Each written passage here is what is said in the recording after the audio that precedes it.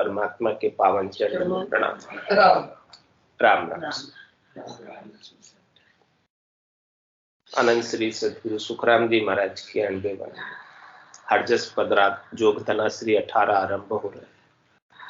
महाराज फरमा रहे, वे जन जीता ताकू भारी और हट दिन चारी रिलू। वे जन जीता ताकू भारी और हट दिन चारी रिलू। काया जीत चढ़ा जन ऊंचा त्रिकुटी आसन किया रे। काया जीत चढ़ा जन ऊंचा त्रिकुटी आसन किया रे। ध्यान समाधि लगी जा जन के वामन जीत रे लिया रे लो। ध्यान समाधि लगी जा जन के वामन जीत रे लिया रे लो। वे जन जीता ताको भारी और हट दिन चारी रे लो। जंतर मंतर एक न सीखे साजे नाय सरोधारे। जंतर मंतर एक न सीखे साजे नाय सरोधारे। केवल राम रटे ए राती सो जीता मन जो धारे लो। केवल राम रटे ए राती सो जीता मन जो धारे लो। वे जन जीता ताकू भारी और हट दिन चारी रे लो। सुख दुख दोनों झूठा जाने आन देव नहीं माने रे। सुख दुख दोनों झूठा जाने आन देव नहीं माने रे। साचा श्याम ब्रह्म है केवल दूजा हट बखान रे लो। साचा श्याम ब्रह्म है केवल दूजा हट बखान रे लो। जन जीता ताकू भारी और हट दिन चारी रे लो। सुरत निरत मन ऊंचा चाड़िया आद जाग घरे आया रे। सुरत निरत मन ऊंचा चाड़िया आद जाग घरे आया रे। वामन जाय बंधाणो सहजा डोल न सके भाया रे लो। वामन जाय बंधाणो सहजा डोल न सके भाया रे लो। वे जन जीता ताकू भारी और हट दिन चारी रे लो। देह व्यवहार सो देख न भूलो अर्जी आप बनाया रे। देह व्यवहार सो देख न भूलो हरजी आप बनाया रे। कै सुखी राम मन विद जीतन सुनो इसे विधि भाया रे लो। कै सुखी राम मन विद जीतन सुनो इसे विधि भाया रे लो। वे जन जीता ताकू भारी और हट दिन चारी रे लो। महाराज फरमा रहे, भक्ति करने वाले जन, साधना करने वाले जन मन को जीतते हैं, लेकिन मन को किस प्रकार से जीतना है? मन को क्या दबाना है? मन को क्या काबू में करना है? मन को क्या कंट्रोल में करना है? नहीं। महाराज करेंगे तो काबू में करने से मन काबू में आएगा, न दबाने से आएगा, न कंट्रोल करने से आएगा। वो आएगा तो सहज सहज में आएगा, इसके बिना नहीं आएगा। जितना अधिक उसको दबाओगे, जितना अधिक इंद्रियों का दमन करोगे, उतनी अधिक इंद्रियां अधिक बलवती होगी और उकस कर आएगी। इंद्रियां अधिक ताकत पा लेगी। कठोर तपस्या करने से इंद्रियां और ताकतवर हो जाती है, बलशाली हो जाती है। तो महाराज हमारे इस मन के साथ आपको हट नहीं करना, मन के साथ आपको जबरदस्ती नहीं करनी। मन के साथ हट करना, जबरदस्ती करना किस स्तर का कार्य हुआ? प्रवृत्ति के स्तर का और वृत्ति के स्तर का कार्य हुआ। तो प्रवृत्ति के स्तर का कार्य ऊपर ऊपर से दिखता है, स्थूल शरीर से। वृत्ति के स्तर का कार्य सूक्ष्म शरीर से होता है, जिसमें मन आता है, बुद्धि आती है, चित्त आता है। ये सब चीजें सूक्ष्म शरीर के घटक हैं, जिसके अंदर वृत्ति के स्तर का कार्य होता है। तो इस प्रकार से मन के भावों को दबाना, रोकना, इस प्रकार से करना, ये सारे कार्य जो है वृत्ति के स्तर से। लेकिन महाराज फरमाने की जो आत्मा का कार्य है वो प्रवृत्ति के स्तर से और वृत्ति के स्तर से अलग है। उस कार्य को जब तक आप नहीं करोगे तब तक मन को आप कितना ही दबा लो, कितना ही कठोर तपस्या करके इसको कंट्रोल कर लो, कुछ काम बनने वाला नहीं। काम तभी बनेगा जब आत्मा अपने आनंद में, अपने ज्ञान में, अपने समता में जागृत है, चेतन है। आत्मा के पास ज्ञान है, आनंद है, समता है, लेकिन वो ज्ञान, आनंद, समता सोया हुआ, सुसुप्त, जागृत नहीं। तो संत सदगुरु केवली भगवंत क्या करते हैं?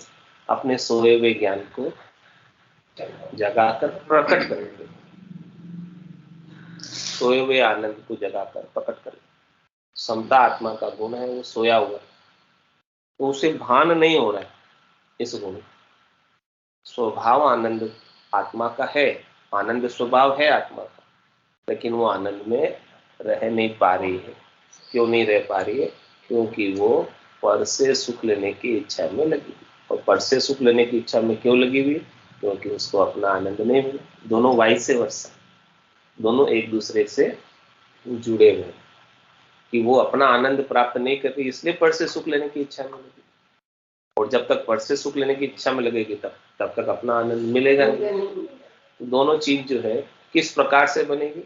जब तक सतगुरु की कृपा नहीं हो जाएगी, संतों की कृपा नहीं हो जाएगी, केवल भगवंतों की कृपा नहीं हो जाएगी, तब तक बुद्धि के ऊपर विवेक जागृत नहीं होता, समझ विकसित नहीं होती कि वास्तविक सुख क्या है, यथार्थ सुख क्या है, उसे क्या प्राप्त करना है।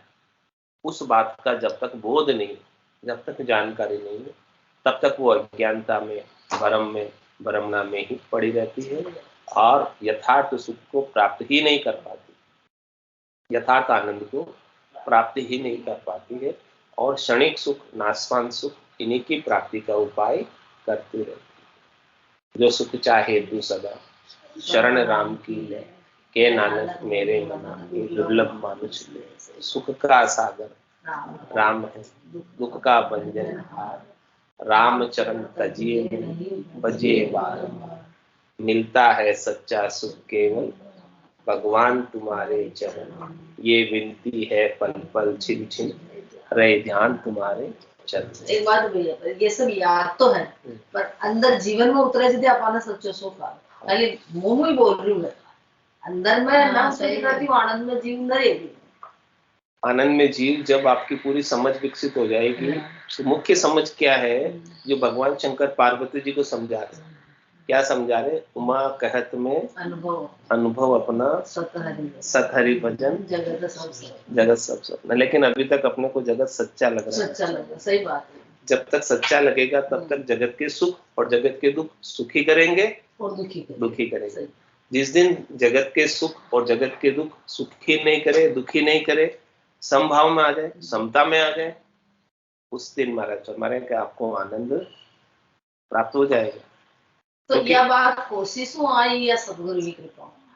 सदगुरु की कृपा से आएगा, लेकिन कोशिश आपको तो आएगा तो सदगुरु की कृपा से। चले अपने पाँव, दिन सोपन पता चलना तो आपको अपने पाँव से, लेकिन सदगुरु को दिन है कि उन्होंने ऐसी हमको कृपा की और ऐसा हमें मार्ग बताया, ऐसा हमें ज्ञान बताया, ऐसा हमें ज्ञान बताया। लेकिन चलना आपको है। लेकिन उस चलने का आपको अहंकार नहीं करना है कि मैं चल रहा हूं इसलिए प्राप्त हो रहा है। आपके चलने से प्राप्त नहीं हो रहा है, प्राप्त किससे हो रहा है? कृपा से, कृपा से प्राप्त हो रहा है। लेकिन चलना आपको है, चलना आपको। आप ऐसा ही मत सोच लेना है कि उनकी कृपा हो गई तो मेरा सारा काम हो जाएगा, लेकिन आपको चलना तो पड़ेगा, आपको चलना तो पड़ेगा। आप चलोगे नहीं तो नहीं होगा। लेकिन उस चलने का, करने का आपको अभिमान नहीं होना चाहिए कि मैं कर रहा हूं इसलिए हो रहा है। आपके करने से होता तो पहले हो जाता। सदगुरु की कृपा से हो रहा है, लेकिन करना आपको। 95% योगदान सदगुरु की कृपा का है, लेकिन 5% तो आपको चलना पड़ेगा ना। आप थोड़े से पावंडे चलाओगे तो परमात्मा, आप 10 कदम चलोगे, परमात्मा 100 कदम चल के आएगा।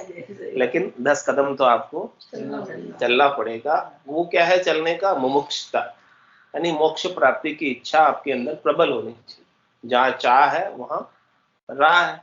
यदि आपके अंदर चाहना है कि मुझे मोक्ष प्राप्त करना है, इसी जन्म से करना है, इसी शरीर से करना है, तो जिसको भूख होती है उसको भोजन मिल जाता है, जिसको चाहना होती है, प्यास होती है, उसको पानी मिल जाता है। प्यासा पानी की खोज करेगा, भूखा भोजन की खोज करेगा, और मुमुक्ष है वो मोक्ष कैसे प्राप्त होता है खोज करेगा। तो उसको सदगुरु मिल जाते हैं, जिसको भूख है मोक्ष प्राप्ति की, और जिसको नहीं है उसे नहीं मिलते, क्योंकि सदगुरु तो उपलब्ध है, ऐसा नहीं कि उपलब्ध नहीं है। लेकिन अपने अंदर प्यास होनी चाहिए उस ज्ञान को प्राप्त करने की, अपने अंदर लगन होनी चाहिए, चेष्टा होनी चाहिए, भूख होनी चाहिए, और फिर जिसकी जितनी लगन, जिसकी जितनी श्रद्धा, उसके अनुसार उसको उतना लाभ मिलता है।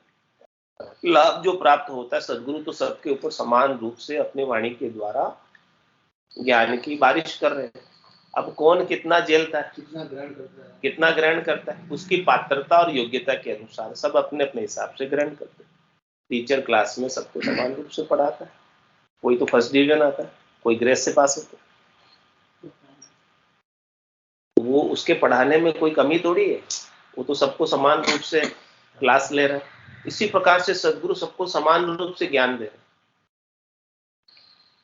लेकिन प्यास किसकी कितनी है, भूख किसकी कितनी है, भूख और प्यास के अनुसार भोजन करेगा अपनी क्षमता के अनुसार। हाँ, अब 56 भोग पड़े आपके सामने, बहुत स्वादिष्ट है, लेकिन आपको भूख नहीं है, बिल्कुल पेट पूरा भरा हुआ है। तो भरा हुआ है तो 56 भोग भी क्या काम करेंगे। इसी प्रकार से सदगुरु का ज्ञान 56 भोग के समान है। सब भगवान पे बरसात कर रहे हैं, किंतु उसे भूमि वाले नहीं ले पाते, उसे भूमि ले नहीं पाती, उसे तो अपने को, अपनी भूमि को अच्छा बनाना, अपनी भूमिका को उर्वरा बनाना, जिसके अंदर राम नाम की फसल उग सके। नर्तन खेत नामकण निपजे, मोती फूल का बाया निपजे साख, साख फल फूली बरगाड़ा कर लाया। ये नर्तन खेत है, खेत का दृष्टांत देकर महाराज ने समझाया। इसमें नाम रूपी कण अन्न उग सकता है, फसल आ सकती है आनंद की, लेकिन समय रहते इसके अंदर आपको समय रहते, यानी हाँ बीज बोना पड़ेगा। समय रहते, समय रहते मतलब अभी आपका समय अच्छा चल रहा है, मनुष्य शरीर का जो समय है वो बीज बोने के लिए सबसे अच्छा समय है। इसके मुकाबले में समय वापस आने वाला नहीं है। आज अषाढ़ु चाम सोवणी समझ बीज नहीं बायो, अंत काल कार्तिको करसो बदन बिना पिसता है। ये मनुष्य शरीर है जो अभी अपने को मिला है 43,20,000 वर्षों में, आषाढ़ के महीने की तरह है, बोनी का समय है। खेत में किसान जब बीज कब होता है, आषाढ़ के महीने में होता है। तो अभी अपने को मनुष्य शरीर मिला है तो ये आषाढ़ का महीना है, अभी अपन राम नाम का बीज बो देंगे इसमें, तो आनंद की फसल आ जाएगी, और उस फसल को अपन हमेशा उसका आनंद उठा सकेंगे। हमारे तो आनंद भयो गरमाई, सातो अन्न नीपजा भारी, साख हेल दिया है। अब कोई आनंद जांचे मुख तो गाढ़ा भर दो भाई, हमारे तो आनंद भयो गरमाई। इस प्रकार का महाराज फरमाने के आनंद आपके गट के भीतर समय रहते यदि आपने बीज बो दिया तो वो आनंद प्रकट हो जाता है, जागृत हो जाता है, और आपका स्वभाव ही आनंद स्वरूप है। आपका स्वभाव दूसरा नहीं है, ये तो पर स्वभाव में, पर भाव में पढ़ने की वजह से, ज्ञान नहीं होने की वजह से, अज्ञान होने की वजह से, नासमझी होने की वजह से दूसरे भावों में पड़ गए। तो वो भाव आपका स्वभाव नहीं, आपका स्वभाव आनंद है। आनंद में ही रहना है और आप आनंद में ही रहते हैं। यदि आपका स्वभाव क्रोध करने का होता तो हमेशा क्रोध में रहते। तो आप क्रोध में रह सकते हो क्या? हमेशा रह ही नहीं सकते, क्योंकि वो आपका स्वभाव ही नहीं। वो तो किसी कर्मों के उदय की वजह से क्षणिक आ गए। कोई क्षण ऐसा आया, उसमें ऐसे कोई कर्म उदय हुए, उसकी वजह से आ गया। हाँ, पर भाव में आता। और अपन जागृत नहीं रहे इसलिए आ गया। यदि उस समय भी अपन जागृत रहते कि ये क्रोध करना मेरा स्वभाव नहीं है, मैं किसी के प्रभाव में आ रहा हूँ, यानी मैं अपने आत्मा के आनंद में नहीं हूँ, इसीलिए मैं किसी के प्रभाव में आ रहा हूँ। किसी के प्रभाव में मैं क्यों आता हूँ? क्योंकि मुझे मेरा आनंद नहीं है, इसीलिए मैं किसी के प्रभाव में आ रहा हूँ। यदि मेरा आनंद मुझे प्राप्त हो रखा है तो मेरे को किसी के प्रभाव में आने की क्या आवश्यकता? किसी की तरफ मैं क्यों दृष्टि करूं और उसी के असर में क्यों आऊं? उसके असर में आ रहा हूं, इसका तात्पर्य ये है कि मेरे आनंद में कहीं ना कहीं कमी है, वो प्रकट पूरा नहीं हुआ, वो जागृत नहीं हुआ। वो जब जागृत हो जाएगा तो दूसरों के असर में आना स्वतः ही बंद हो जाएगा। छोड़ देंगे, छूट जाएगा। हाँ, छोड़ने की आवश्यकता नहीं है, स्वतः ही छूट जाएगा कि दूसरों के असर में आने, असर में आओगे। वही बात महाराज समझा रहे हैं कि काया जीत चढ़िया जन ऊंचा त्रिकुटी आसन किया रे। काया जीत का क्या मतलब? कि उसमें काया के अंदर सुख व्याप रहा है, काया के अंदर दुख व्याप रहा है। न तो उन्हें सुख सुख लखाता है, न दुख दुख लखाता है। सुख दुख दोनों अज्ञानी के, ज्ञानी माने न। रामचरण गिरी सिंधु जल जो दी से दर्पण। सुख और दुख क्या है? अज्ञान अवस्था के अंदर लखाते। सुख और दुख है तो किसके? शरीर के, संसार के, इंद्रियों के, वस्तुओं की, जो सब जड़ है, जो सब नाशवंत है, उसी के सुख है, उसी के दुख है। आत्मा शाश्वत है, इसको कोई दुख नहीं है, इसको कोई सुख नहीं है। ये सुख दुख से परे आनंद में है आत्मा। तो सुख है तो शरीर को है, दुख है तो शरीर को है। तो महाराज में शरीर के सुख से, शरीर के दुख से इस आत्मा को कुछ मिल नहीं सकता। चाहे शरीर का उसे कितना ही सुख मिल जाओ, उस आत्मा को क्या मिलेगा? कुछ भी प्राप्त नहीं हो सकता। ऋतु आयो ऋतु ही जासी, भूख को प्यासो नागोरे, अंदन लक्ष्मी छोड़ चले साथ न चाले।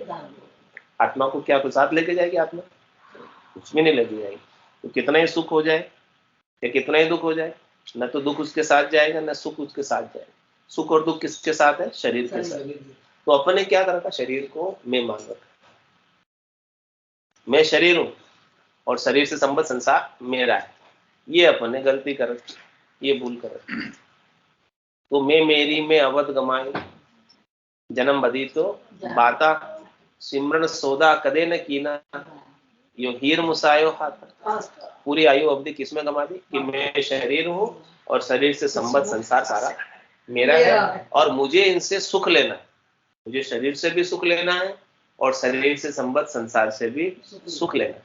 इसी के अंदर अपने पूरा समय बिताया आज दिन तक, इसी में लगे रहे। तो महाराज कह रहे हैं कि जब आपने आपका आनंद तो प्राप्त नहीं किया, आपका निजानंद कहाँ प्राप्त किया? आप तो शरीर से सुख चाहते हो, संसार से सुख चाहते हो, इंद्रियों से सुख चाहते हो, वस्तुओं से सुख चाहते हो। आपकी सुख की मान्यता ही वही है। आप सुख को वही सुख मानते हो, आप आत्मा के आनंद को तो सुख मानते ही नहीं हो। जब तक आत्मा के आनंद को सुख नहीं मानोगे तब तक आपको सुख मिलने वाला नहीं है। वास्तविक सुख, वास्तविक सुख आत्मा के आनंद से मिलेगा। और ये एक बार आत्मा के आनंद का सुख मिल गया तो ये सुख छूटने वाला नहीं है, समाप्त होने वाला नहीं है, नष्ट होने वाला नहीं है। संसार का सुख तो छूट जाएगा, समाप्त हो जाएगा, दुख में परिवर्तित हो जाएगा थोड़ी ही देर में। क्योंकि संसार का सुख कैसा है? मृग जल के समान। हाँ, नहीं, कभी भी क्या है ही नहीं सुख। वो केवल सुख दिखता है, सुख प्रतीत होता है। मृग जल धाई मृग पछताए, सेंबल से हर सुवा, काच मेल कूकर पछताणो, यूं ही जग जग मोवा। मृगजल क्या करता है? मृगजल कैसा होता है? रेगिस्तान में हिरण होता है, प्यासा होता है, उसकी प्यास बुझाने के लिए वो दूर दृष्टि करता, आंखों से देखता है, तो रेत के ऊपर प्रकाश का परावर्तन होता है, वो जल के रूप में लगता है, उसे जल दिखता है, लेकिन वास्तव में वो जल नहीं होता, लेकिन उसे जल दिख रहा है। उस जल को पीने के लिए वो वहां तक की दौड़ लगाता है, फिर वहां जाके देखता है तो जल है ही नहीं, था ही नहीं, केवल दिख रहा है, भ्रम था आंखों का, उसे दिख रहा था कि जल है, लेकिन वास्तव में तो जल नहीं था। फिर आगे देखता है तो आगे जल दिखता है, वो आगे तक की दौड़ लग रहा था। इस प्रकार से सुबह से शाम तक गर्मी के अंदर 40 डिग्री, 45 डिग्री, 50 डिग्री टेम्परेचर में ऐसे दौड़ता दौड़ता शाम तक ऐसा ही मर जाता है। ऐसे ये जीव जो है संसार में सुखों के पीछे हिरण की तरह दौड़ रहा है और उसे सुख दिख रहे, वास्तव में सुख नहीं है। वास्तव में होते तो आज दिन तक इसे सुखों को, कितने सुखों का भोग किया इसने, लेकिन कभी तृप्ति हुई क्या? आज दिन तक तृप्ति नहीं हुई सुखों का इतना भोग करने के बाद भी। अनंत जन्म हो गए, आज से नहीं कर रहा है वो, अनंत जन्मों से भोग कर रहा है। 27 कल्प बीत गए, एक कल्प में 1000 चतुर्युगी होती है, एक चतुर्युगी में 43,20,000 वर्ष होते हैं। 43,20,000 गुणा 27 गुणा 1000 करो, कितने वर्षों से ये जीव सुख भोगने की क्रिया में भटक रहा है। पांचों वास सदा उरिया के यूं भवता जू जाऊ, संसार में भवता फिर रहा है, जुग में संसार में दिवान जुग से भवता फिर रहा है, आज से नहीं भवता फिर रहा है। 5 प्रकार की वासना इसे लगी हुई है, शब्द की, रूप की, रस की, गंध की, स्पर्श की। इन सब वासनाओं के पीछे ये आत्मा दौड़ लगा रही है, जा रही है पीछे पीछे, जहां जहां मन लेके जा रहा है वहां वहां जा रही है। तो महाराज में काया जीत चढ़ा जन ऊंचा, जिसने इस प्रकार के शरीर के सुखों को, संसार के सुखों को प्रधानता नहीं दी, मैं तो नहीं रहा बुद्धि में, उन्होंने काया को जीता। काया जीत चढ़ा जन ऊंचा और त्रिकुटी आसन किया है। कहाँ आसन लगाया? आसन हमारा गगन मंडल में, रहूं जगत के माई, मेरे को मेरा जन जाने और आकू गम।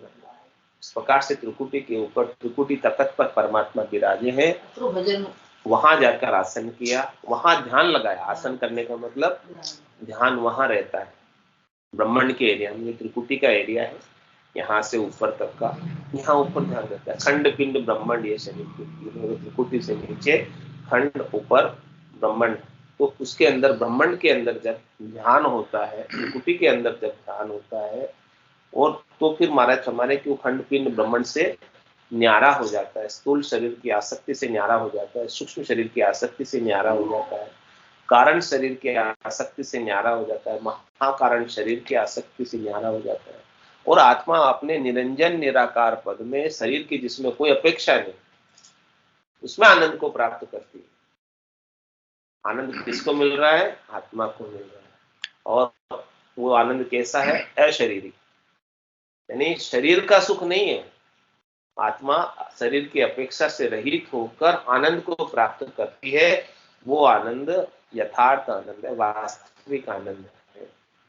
इस प्रकार से काया जीत चर्या जन ऊंचा और त्रिकुटी आसन किया रे, ध्यान समाधि लगी जहां जन के, वामन जीतर लिया।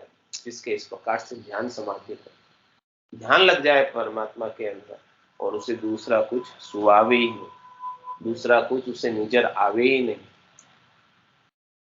सातों सुर उसके शीतल हो जाए, 2 आंख, 2 कान, 2 नाक, 1 मुंह, ये सातों सुर है, इन सब में शीतलता आ जाए, ऐसी खुमारी आ जाए नाम की, निज नाम की, ऐसा आनंद भीतर के अंदर बरसे प्रकट हुए कि ये सातों सुर अपना भोग ही नहीं मांगे, भोग मांगना ही छोड़ दे, बंद कर, उनको सुहावे ही नहीं भोग करना, भोग को छोड़ना नहीं है, छूट जाए, किसी भोग को नहीं छोड़ना।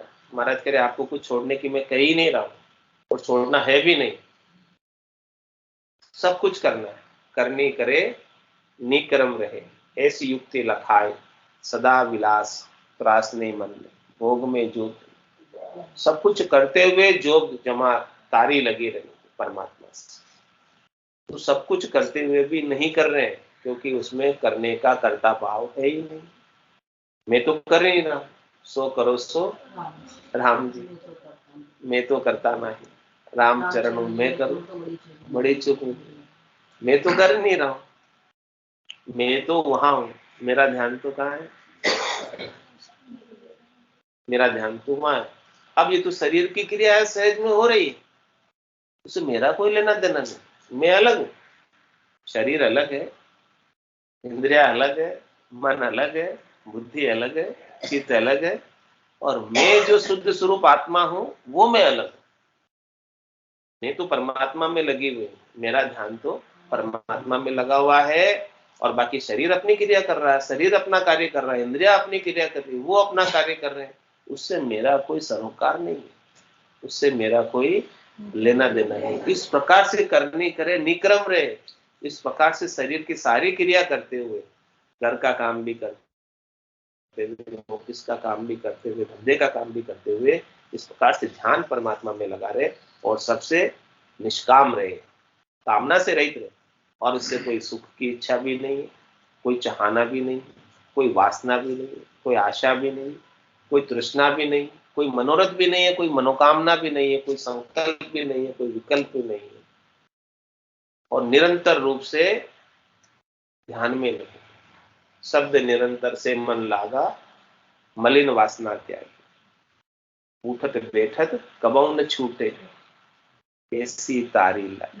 अखंड भजन हो जी, ये सब अखंड भजन की बात बता रहे मैंने, तेरे भजन निज नाम जब जागृत होता है तब भजन अखंड ही होता है, खंडित तो नहीं होता, कभी होता अखंड ही बना रहता है, और वही सच्चा भक्ति है। भक्ति भक्ति सब कोई कहे, पर भक्ति न जाने कोई, दादु भक्ति भगवंत की दही निरंतर, जो दही के अंदर निरंतर रूप से वो, जिसमें अंतर नहीं पड़े, आंख रुके उतनी देर भी बंद नहीं हो, वो सतत रूप से अमृत रूप से होती है। वो करनी में नहीं है, वो क्रिया में नहीं है, वो शब्द की कारण है, निज नाम के कारण है। शब्द निरंतर से मन लागा, मलिन वासना त्यागी, उठत बैठत कबौ न छूटे, ऐसी ताली लागी। पर भैया मुझे उनको अपन ध्यान होना चाहिए कि हमारे अखंड भजन चाह रहे या ना हो, अखंड भजन अपने को, जैसे अपन जगते हैं तो नाम चलता है, अपने को ध्यान रहता है, लेकिन कभी कभी ऐसा होता है कि भाई अपने को ध्यान ही नहीं, भजन चल रहा है नहीं चल रहा, तो इसके लिए क्या वो तो तैयार ही रहता है ना, सब तो तैयार ही है, जब देखो तब तैयार, जब आपकी सुरता उसके अंदर लगेगी तब आपको तैयार मिलेगा। लेकिन जैसे अपन कुछ काम में लगे और सुरता उस काम में उलझ गई तो उसका भजन चलता है या नहीं चलता? बंद नहीं होता, नहीं बंद होता ही नहीं, एक बार जागृत होने के बाद बंद नहीं होता है। बस आपने अपना ध्यान व सबल से हटा दूसरे कामों में लगा दिया, बस इतना ही फर्क पड़ा। बाकी वो शब्द तो अपना कार्य कर रहा है, सब तो चल रहा है, वो सब तो निरंतर है। शब्द एक बार जागृत हो गया तो उसमें अंतर नहीं पड़ता। अभी जब चेत होता है कि 5 मिनट में अपन भगवान को भूल गए तो वापस याद आ जाती है। हाँ, लेकिन 5 मिनट के लिए तो वो सोचती हटगी ना। हाँ, तो वो तो होता है उसमें, हाँ होता है उसमें, कुछ ऐसा नहीं मानना कि ऐसा क्यों होता है। हाँ, यही तो पता है, मतलब बहुत दुख होगा कि आपने सोची क्यों हटाई। नहीं, ऐसा दुख नहीं करना। वो तो शब्द तो आपका चल रहा है, और आपको आनंद अब कितना लेना है वो आपके ऊपर निर्भर करता है। भाई शब्द तो आनंद देने के लिए बज रहा है, मुरली बीण बजे सुरनाई, शंखरी गौर गिगन गर छाई, अनहद झालर का जनकारा, रोम रोम बोले रंकारा। वो शब्द तो जनकारे बज रहे उसके, नौपत बाजे नाम की, दिन रात एक सार एक सरी की बस्ती है नाम की नौपत तो। लेकिन अब आप उसका आनंद कितना उठाते हो वो आपके ऊपर निर्भर है। रोम रोम से हुई रही निरंकार जुड़कार, निस्वासर आठवें प्रहर, राम के साथ उठत बैठत जागता, सूतई सिमरन हो, राम चरण निरंकार धुनी बायर लखे। सोते सोते भी हो रहा है, सोने के बाद भी बंद नहीं हुआ। नहीं, जैसे अपन जगते तो अपने को चलता लगता है कि भाई चल रहा है। हाँ। लेकिन वो सोचती जब भी मालूम पड़ती है कि अपने वापस आवाज आती है, और जो ही वापस नींद आती है कुछ काम में लगती है तो भूल जाती है। मेरे को बहुत बार ऐसा लगता है कि मैं ऐसे पूछूं क्यों होता है। ऐसा तो होएगा ना, आप कुछ काम करोगे तो आपका ध्यान तो एक ही है ना, चाहे इधर रखो चाहे इधर रखो, और जब आप काम से निवृत्त होके बैठोगे वापस भजन करने वापस ध्वनि आ जाएगी। ऐसे तो रहती है कि जल्दी जल्दी निबट के अपन बैठने पर तो वो चालू हो जाएगा, लेकिन काम में सूती बन जाए। अभी आ रही कि नहीं आ रही बताओ? अभी ध्वनि आवाज आ रही कि नहीं आ रही? नहीं आ रही कि नहीं आ रही? अभी यहाँ बैठे हो आ रही है। उसमें एकाग्रता में तो आती है। अभी बस आवाज अभी तो आती है, लेकिन बस वही जब सोते जब अपन कुछ काम में लग जाते तो भूल जाते, वो गलती मेरी। नहीं कोई गलती नहीं हो, काम तो करना ही पड़ेगा। शरीर का काम नहीं करो, काम तो शरीर का जो भी कर्तव्य कर्म है सब करना पड़ेगा। संसार का तो करना ही सबका निर्वाह करना पड़ेगा। लेकिन आपकी आत्मा आनंद को प्राप्त कर रही है, वो चल रहा है भीतर से, वो बंद नहीं होता है। और जितना अधिक भजन बनेगा उतना अधिक आपको आनंद आएगा। बैठकर जितना अधिक भजन करोगे उतना अधिक आनंद आएगा। तुम्हारे के काया जीत चढ़ा जन ऊंचा त्रिकुटी आसन किया रे, ध्यान समाधि लगी जा जन के वामन जेतर लिया रे। इस प्रकार की ध्यान समाधि जिसकी लगे ना, उनका मन स्वतः ही जीतने में आ जाता है। उसको मन को न दबाना है, न रोकना है। ऐसा भी क्यों हो रहा है ऐसा भी नहीं सोचना। ऐसा भी सोचते हैं तो अपन विभाव में चले जाते हैं, ऐसा क्यों हो रहा है। तो महाराज कह रहे ऐसा भी आपको नहीं सोचना है कि ऐसा क्यों हो रहा है। वो अपने आप स्वतः ही सहज वृत्ति के अंदर रखना, और सहज वृत्ति के अंदर वो अपने आप काबू में आ जाएगा। उसको काबू में करने की कोशिश नहीं करनी कि ऐसा क्यों हो रहा है। मेरे को विचार आ गया भजन करते करते, भजन करोगे दूसरे विचार भी आ जाते हैं, कई बार आते हैं। तो जैसे विचार आया है वैसे ही विचार चला भी जाएगा, वो रहेगा तो नहीं। तो उस बात कर लो या तो एक बात कर लो।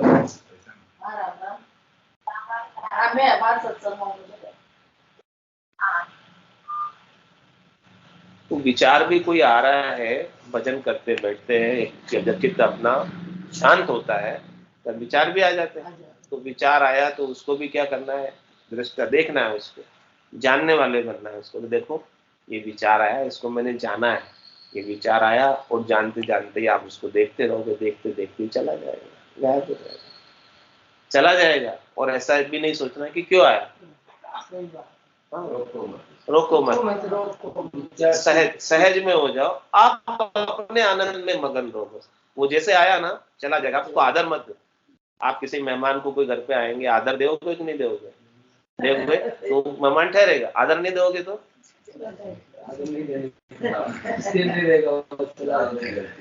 हाँ, आप उसको दोनों प्रकार से आदर देते हो। दोस्तों ऐसा क्यों आ गया, तो भी आदर हो गया उसको, तो भी उसको पकड़ लिया आपने, क्यों आ गया वो भी पकड़ा है। नेगेटिव रूप से पकड़ा है, पॉजिटिव रूप से पकड़ते हो आ रहा है तो नेगेटिव रूप से पकड़ते हो आ रहा है, दोनों रूप से पकड़ते हो। पकड़ने नहीं, वो उसका काम कर रहा है, आप आपका काम करो। आपको उसके असर में जैसे विचार आया ना वैसे चला जाएगा। आपको आपका काम करना है। आपको क्या काम है? आपका भजन करना, बस इतना ही काम है आपको। ज्यादा काम नहीं बताया सदगुरु ने, थोड़ा से तो काम बताया, अधिक काम बताया क्या? ज्यादा कोई मुश्किल काम भी नहीं चाहिए, सांसें दी हुई है, बस उसका उपयोग करना है बैठ के। आपको इतना ही काम बताया। पूरा गुरु मिल लिया, सांची सूझ पाई, रटो राम नाम आछी बिरी आई, माया मोह भरम की रजनी, सूता जीव अगाई, सदगुरु वाज करी ऐसी, राम कहो मेरे भाई। बस इतना ही काम बताया, कोई अधिक काम तो नहीं बताया। अधिक काम बता दिया हो कि ये लाओ ये लाओ, ये करो वो करो, हाँ कुछ शरीर को कष्ट दो, ऐसा भी तो नहीं बताया आप। और ये इतनी छूट दे दी कि आप सब काम करो, कोई काम की मनाही नहीं की। कह सुखराम देई के ताई, करो सकल विद कारण ना, मोक्ष काज विद एक नहीं चाहिए। सदगुरु शरण की करते, सदगुरु की शरण क्या? शरणो तको भजन में रहा था वेश पेरिया, शरणा उसी ने लिया जो भजन में रहता है, जो भजन का आनंद प्राप्त कर रहा है, उसने शरण लिया हुआ। तो ये सदगुरु की शरण भजन में रहते हो ना, जो भजन में रहता है सदगुरु की शरण में है, यही मोक्ष का कारण है। बाकी और कोई कार्यकलाप, कोई क्रिया, कोई करनी मोक्ष का कारण नहीं है कि ऐसा करेंगे तो ही होगा, ऐसा नहीं करेंगे तो नहीं होगा, ये छोड़ेंगे तो होगा, ये पकड़ेंगे तो होगा, कुछ नहीं है। आप सब करो, सबकी छूट है, कोई मनाही नहीं। जैसे जैसे आपका शरीर स्वस्थ रहता है वो सब उपाय है, किसी की मनाही नहीं। वो अलग है, शरीर के कार्य हो। शरीर को स्वस्थ रखना शरीर का कार्य, आत्मा का कार्य नहीं है। आत्मा का कार्य भजन। तो ध्यान समाधि लगी जा जन के, वा मन जीतर लिया रे लो। और क्या कह रहे हैं महाराज कि जंतर मंतर एक न सीखे, साजे नाई सरोधारे, केवल राम रटे ए राती, सो जीता मन जो धारे। जब उसको नाम के सुमरण का आनंद भीतर में प्राप्त हो जाता है तो उसे संसार के दूसरे उपाय कोई अच्छे लगते ही नहीं। ये पहचान है कि वो दूसरे कोई उपायों में पड़ता ही नहीं, वो कोई सीखता नहीं है। बस एक ही चीज उसने सीख ली, जो वस्तु जो ज्ञान प्राप्त हो गया वो श्रेष्ठ, सबसे टॉप है, सबसे उत्तम। जो सबसे उत्तम मिल गई फिर नीचे की चीजों में क्यों हाथ डाले। जब सबसे ऊंची चीज हमें प्राप्त हो गई तो नीचे की चीजों में हाथ डालने का, माथा मारने का कोई औचित्य ही नहीं, मतलब ही नहीं। क्योंकि ये काम नहीं, ये काम जंतर मंतर सीखने का किसका है, शरीर के सुखों का काम है। तो महाराज समय जब आपको आत्मा के ज्ञान की महत्ता हो गई, आत्मा के आनंद की महत्ता हो गई, आत्मा के रोग के डॉक्टर बन गए, तो फिर शरीर के रोग के डॉक्टर बनने की आपको कोई जरूरत नहीं। वो बहुत है, शरीर के रोग के डॉक्टर आपको नहीं बनना। नुकसान हो ही नहीं। हाँ भाई, ग्रह नक्षत्रों का रोग का इलाज करना बहुत है, डॉक्टर ज्योतिष बाजार में बहुत बैठे हैं, आपको नहीं करना वो काम। आपको अपना काम करना है, आत्मा के कल्याण। यदि आपको अपने आत्मा के कल्याण की महत्ता हो गई तो आपको उसी काम में लगा रहे, दूसरे किसी काम में पढ़ना ही नहीं। केवल राम रटे राती, क्या बोला महाराज, रात और दिन केवल राम जी की रटना, राम जी का भजन, उस भजन से ही आपका काम होगा। दूसरे कामों में पढ़ोगे तो भजन के अंदर बीच में सुरता, जैसे आप कह रहे हो कि दूसरे कामों में पढ़ने से उस समय तक ध्वन्यात्मक शब्द की धुनी सुनाई नहीं देती है। तो आप दूसरे कामों में भी लगोगे तो फिर उस समय भी वो भजन की जो ध्वन्यात्मक शब्द की धुनी का आनंद आप नहीं उठा पाओ। वो आनंद तो बज रहा है, आनंद तो चालू है। अभी के साथ बोला है,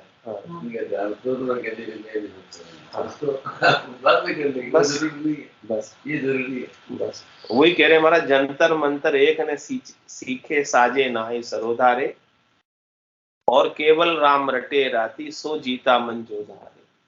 अभी दूसरे कामों में उलझ रहे, जंतर मंतर में, ज्योतिष में, सरोधा भी साज रहे, तो महाराज कह रहे हैं कि मन अभी उधर कुछ झुकाव है, उस तरह मन में इंटरेस्ट है, मन के अंदर दूसरी चीजों की भी अभी महत्ता बनी हुई, आत्मा के कल्याण की महत्ता इतनी अभी प्रबल नहीं। जब पूरी प्रबल महत्ता हो जाएगी आत्मा के कल्याण की तो दूसरे काम छोड़ने नहीं पड़ेंगे, छूट जाएंगे। अभी पकड़े हुए हैं, इसका मतलब अभी थोड़ा कमजोर है, नीचे। और कह रहे महाराज, सुख दुख दोनों झूठा जाने, आन देव नहीं माने। कह रहे न तो सुख को प्रदानता है और न दुख को प्रदानता है, सुख भी झूठे हैं और दुख भी झूठे हैं। इन दोनों को, झूठे को झूठा जाने, तभी यथार्थ बोलते। अपन क्या करते हैं, झूठे को सच्चा मानते, यही गलती करते हैं। क्योंकि सुख सुख नहीं है, दुख दुख नहीं है, दोनों भी नहीं है। कैसे है, सुख दुख दोनों अज्ञानी के, ज्ञानी माने नहीं, रामचंद्र गिरि सिंधु जल जूं से दर्पण मान। इस प्रकार हो जाना है हमारा, के दर्पण के समान हो जाना है। हाँ, दर्पण क्या करता है, दर्पण के एरिया में जो कुछ आता है उसको वो देखता है, उसका प्रतिबिंब उसमें पड़ता है। हाँ, अब उसके दर्पण के एरिया के अंदर दिखने में सागर आ रहा है, सागर, समुद्र, तो दर्पण का ऊपरी सतह गीली हो जाती है, हो जाती, गीली हो जाती, हो जाती होगी गीली, नहीं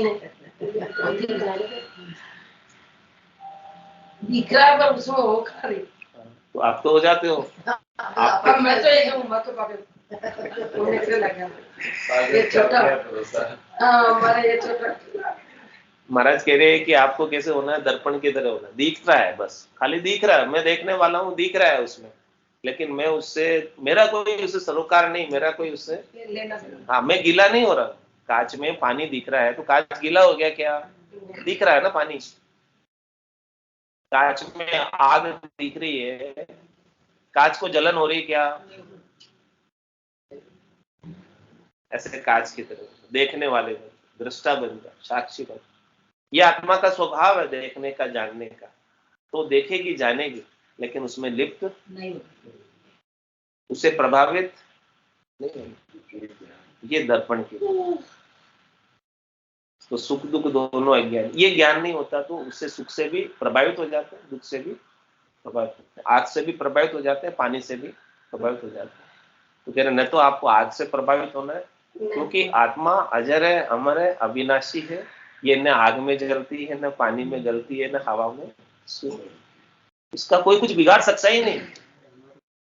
इसका कोई कुछ कितना ही कोई बिगाड़ ले आपका, तो क्या बिगाड़ेगा आपको? शरीर का बिगाड़ेगा, माया का बिगाड़ेगा, लेकिन आपका कोई कुछ नहीं बिगाड़ सकता।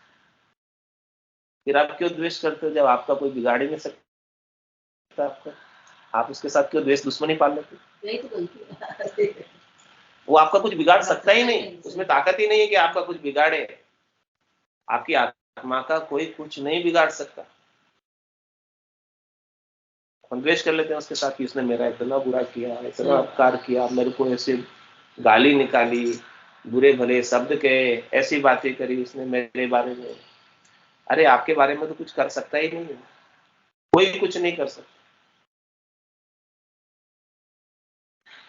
और कर भी रहा है तो आपके ही किए हुए कर्मों का परिणाम आपको भुगता रहा है। हाँ, आपने कोई पूर्व जन्म में ऐसे कुछ कर्म किए होंगे, उन कर्मों का उदय आज हुआ, उसका निमित्त वो बना, और वो निमित्त बन के आपको आपके ही किए हुए कर्मों का भुगतान कराने के लिए आया। तो आपके ऋण बदले उतर रहे, तो आप उसको द्वेष करके बढ़ाने नहीं है और आगे नहीं, तो वो चक्र सिलसिला आगे से आगे चलता रहे। इसको यही स्टॉप करना, यही खत्म करना मैटर को, यहाँ आगे बढ़ाना। आगे बढ़ाओगे तो फिर वापस से जन्म धरना पड़ेगा उसको भोगने के लिए। नया राग उत्पन्न करोगे, नया द्वेष उत्पन्न करोगे, उसको भोगने फिर आना पड़ेगा शरीर करके, तो फिर मोक्ष कहाँ होगा? उसको यही खत्म करोगे, मोक्ष हो जाए। पुराने जैसे रण बदले भोग लिए, प्रारब्ध कर्म के रूप में जो उदय हुए हैं, चाहे पाप कर्म उदय हुए चाहे पुण्य कर्म। पाप कर्म उदय होते हैं तो हमको दुख देते हैं, और पुण्य कर्म उदय होते हैं तो सुख देते हैं। वो न वास्तव में सुख दे रहे, न वास्तव में दुख दे रहे, लेकिन सुख और दुख की अनुभूति करा रहे, सुख और दुख की प्रतीति करा रहे। तो ऐसे सुख और दुख की प्रतीति ही कराते वो, और पुराने रण बदले चुका। हाँ, अब रहा संचित कर्म जो इस जन्म में अलौट नहीं हुए, वो भजन करने से। क्या सुखराम शरण हर तेरी, ऐसी मोई बताई, भजन किया सो कर्म कटेला, कटे पलक के। संचित कर्म करोड़ों है, और करोड़ों जन्मों के, वो सब भी भजन के प्रभाव से कट जाते हैं। और प्रारब्ध कर्मों को भोगने की क्षमता, ताकत परमात्मा हमें अंदर दे देते हैं ज्ञान के माध्यम। ज्ञान का जोर रहता है तो सूली की सजा सुई में परिवर्तित होकर निकल जाए। और ज्ञान नहीं होता तो दुख थोड़ा सा होता तो बहुत ज्यादा लखाता है कि वो मुझे दुखी कर रहा है, उसने मेरे साथ ऐसा किया, तो बहुत लखाता है, बहुत अधिक अनुभव होता है। और ज्ञान होता है तो कोई मेरा कुछ बिगाड़ सकता ही नहीं। जो कुछ भी हो रहा है वो सब मेरे ही किए हुए कर्मों के रण बदले कट गया, बस कट गया, बस दुख कट गया ना, रहा क्या अब दुख? बस मन में ये ख्याल कर रहे हैं कि हमारा ही कर्म के खातिर मना नहीं, बस उसमें दूसरा कोई जिम्मेदार नहीं है। जो कुछ भी मेरे को व्यवहार प्राप्त हो रहा है, उन सब व्यवहार मेरे ही किए हुए कर्मों के अनुसार मुझे मिल रहा है। ये समाधान अपने अंदर होना चाहिए। ये समाधान रहेगा तो नए कर्म आगे नहीं बनेंगे, और ये आत्मा इसी शरीर से, इसी जन्म से परम मोक्ष में चली जाएगी। बोलो राम सतगुरु देव जी महाराज धन्य हो। परम दयाल सतगुरु सुखराम जी महाराज धन्य हो। आनंद श्री सतगुरु सुखराम जी महाराज के ज्ञान स्वरूप भगवान धन्य हो। एक भगवंता में धन्य हो। जीवा धन्य हो। मोक्ष के मार्ग में धन्य हो। अनंत कोटि संताने दिन्य हो राम सभा में राम राम सा राम राम सा राम राम सा राम राम राम राम राम सा राम राम सा सब संताने सत्संज्ञा ने राम राम राम